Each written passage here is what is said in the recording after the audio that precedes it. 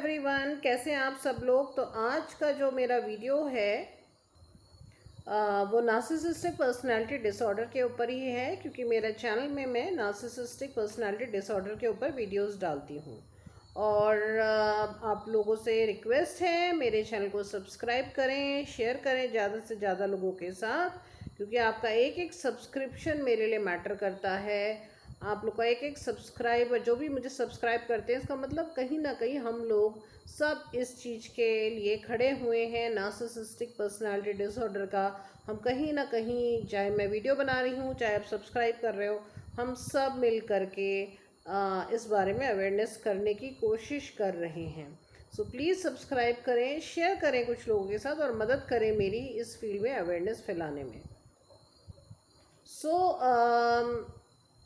और अगर आपको लगता है आपके लाइफ में कोई नार्सिसिस्ट है तो प्लीज़ किसी एक्सपर्ट साइकोलॉजिस्ट की एडवाइस भी ज़रूर लें। मेरा जो आज का टॉपिक है वो है नार्सिसिस्ट हमेशा कन्फ्यूजन क्रिएट करते हैं। हमने देखा है कि नार्सिसिस्ट अगर आपके पास आसपास है तो वो कहीं ना कहीं बहुत सारी कन्फ्यूजन क्रिएट करेगा। वो आपके चारों तरफ ऐसा अजीब सा कर देता है कि आपका जो सोचने समझने की क्षमता होती है वो डिस्टर्ब होनी शुरू हो जाती है।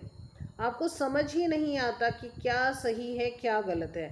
अगर आप किसी ऐसे रिलेशनशिप में हैं, किसी ऐसे रिश्ते में हैं जो कि आपको ऐसा लगता है उसके होने से आप बहुत कंफ्यूज रहते हैं, उस रिश्ते के होने से आपको कुछ समझ नहीं आता, कुछ गलत लग रहा है पर समझ नहीं आ रहा है कि गलत है या सही है, तो आपको एक बार रुक करके ज़रूर सोचना चाहिए। क्योंकि हेल्दी रिलेशनशिप में एक बहुत अच्छा कम्युनिकेशन होता है, एक प्रॉब्लम को सॉल्व करने की कोशिश करते हैं लोग जो भी अच्छे हेल्दी रिलेशनशिप में होते हैं। बट एक नार्सिसिस्ट रिलेशनशिप में एक अजीब सी कश्मकश, एक अजीब सा कन्फ्यूजन, एक अजीब सा दुविधा में हमेशा ज़िंदगी कटती है।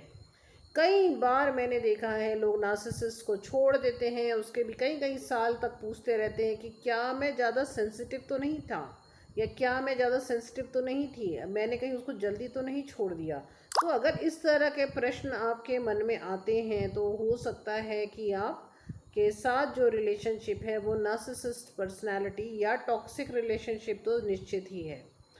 ये हमेशा एक कन्फ्यूजन क्रिएट करके रखते हैं। आपको पता है कि एक नार्सिसिस्ट जो होता है वो लव बॉम्बिंग भी करता है, यानी कि आपको फंसा के रखने के लिए बीच बीच में प्रेजेंट देना, बीच बीच में आपसे अच्छे से बात करना, ऐसा भी करता है। बट ज़्यादातर समय वो आपको ऐसा लगेगा अब्यूज़ टाइप का हो रहा है, आपकी बाउंड्री को तोड़ा जा रहा है, आप पे ज़्यादा ही आपकी हर चीज़ को टोका रोका जा रहा है, आपके पहनने के तरीके, ओढ़ने के तरीके पे कटाक्ष किया जा रहा है, आपकी परवरिश पे कटाक्ष किया जा रहा है कि आपके संस्कार ठीक नहीं है। कहीं ना कहीं आपको ये महसूस होगा कि आपको आप पे बहुत ही तरीके से कटाक्ष किए जा रहे हैं। तो और आपका समझ नहीं आ रहा, क्योंकि आप जैसे ही सोचने लग रहे हैं तब तक वो लव बॉम्बिंग कर रहा है, क्योंकि वो आप पे पूरी नज़र रखा हुआ है नार्सिसिस्ट। उसे पता है कि ये मेरे बारे में सोचना शुरू कर चुकी है या कर चुका है, और अब ये मेरे शायद ये मुझे समझ जाए। तो उसके लिए वो क्या करते हैं कि आपको बीच बीच में प्रेजेंट देना, एक आपको टिका के रखने के लिए एक लालच देना, वो उनका चलता रहता है। चाहे वो प्यार से भरी हुई बातें हों, चाहे वो बीच में आपकी कभी कोई हल्की सी तारीफ या प्रेजेंट देना, या किसी कहीं आपको घुमा के ले आए एक दिन, तो इस तरीके के बहुत कम और इस तरीके की लव बॉम्बिंग होती है।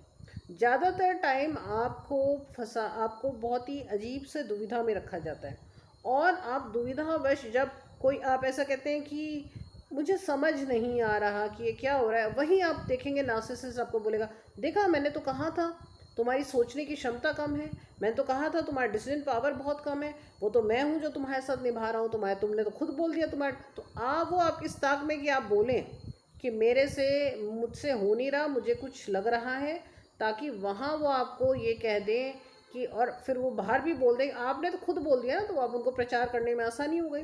तो वो बोलेंगे अरे ये तो खुद बोलता है, ऐसे डिसीजन नहीं लिया जाता, अरे ये तो खुद बोलती है कि ये बहुत दुविधा में